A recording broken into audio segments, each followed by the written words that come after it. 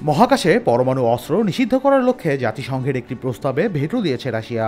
সব দেশকে শান্তিপূর্ণভাবে মহাকাশ ব্যবহার করতে ও মহাকাশে অস্ত্র প্রতিযোগিতা থেকে সরে আসতে যুক্তরাষ্ট্র ও জাপান জাতিসংঘে এই খসড়া প্রস্তাবটি উত্থাপন করেছিল। খসড়া প্রস্তাবনায় নিরাপত্তা পরিষদের ১৫ সদস্যের মধ্যে ১৩টি দেশই পক্ষে ভোট দেয়। চীন ভোটাভুটিতে অংশ না নিলেও রাশিয়া এতে ভেটো দেয়। আর এ প্রস্তাবে রাশিয়ার ভেটোতে পশ্চিমাদের মনে পুরনো শঙ্কা নতুন করে দানা বাঁধতে শুরু করেছে। যুক্তরাষ্ট্র বলছে স্যাটেলাইট বিধ্বংসী পারমাণবিক অস্ত্র তৈরি করছে রাশিয়া, আর সেজন্যই তারা মহাকাশে অস্ত্র প্রতিযোগিতা থেকে সরে আসার প্রস্তাবে ভেটো দিয়েছে। তবে এ দাবি প্রত্যাখ্যান করেছে মস্কো। যুক্তরাষ্ট্র ও জাপানের খসড়া প্রস্তাবটি ৬০টির বেশি সদস্য রাষ্ট্রের কাছ থেকে আঞ্চলিক সমর্থন পেয়েছে। প্রস্তাবে জাতিসংঘের সদস্য দেশগুলোকে ১৯৬৭ সালের মহাকাশ চুক্তি অনুযায়ী পৃথিবীর কক্ষপথে পরিকল্পিত পারমাণবিক অস্ত্র বা গণবিধ্বংসী অন্যান্য অস্ত্র তৈরি না করার আহ্বান জানানো হয়েছে। রাশিয়ার রাষ্ট্রদূত ভ্যাসিলি নেবেনজিয়া এ প্রস্তাবকে নোংরা প্রদর্শনী ও যুক্তরাষ্ট্র ও জাপানের তৈরি করা খামখেয়ালি চাল বলে আখ্যায়িত করেছেন।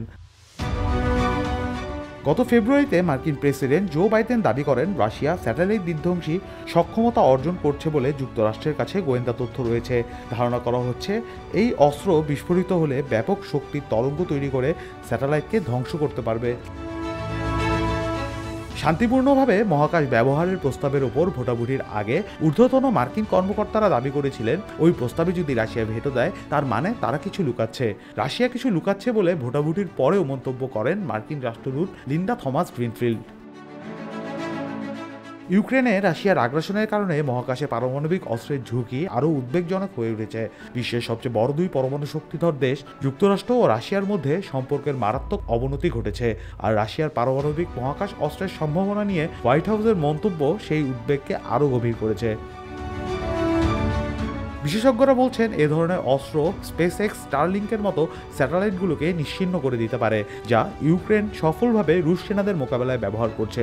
মার্কিন কর্মকর্তারা দাবি করছেন এ ধরনের অস্ত্র ব্যবহার করা হলে তা রাশিয়ান স্যাটেলাইটগুলোরও একই ক্ষতি করবে। এদিকে রাশিয়ার অস্তিত্বের জন্য হুমকি দেখা দিলে মস্কো পারমাণবিক অস্ত্র ব্যবহার করতে প্রস্তুত বলে গত মার্চে মন্তব্য করেছিলেন রাশিয়ার প্রেসিডেন্ট ভ্লাদিমির পুতিন। তিনি তখন মহাকাশের জন্য পারমাণবিক বিদ্যুৎ ইউনিট উন্নয়ন, পর্যাপ্ত তহবিল প্রাপ্তি নিশ্চিত করা এবং মহাকাশ প্রকল্পগুলোকে অগ্রাধিকার দেওয়ার গুরুত্বের ওপর জোর দিয়েছিলেন। রুমা দুর্য, খবর সংযোগ।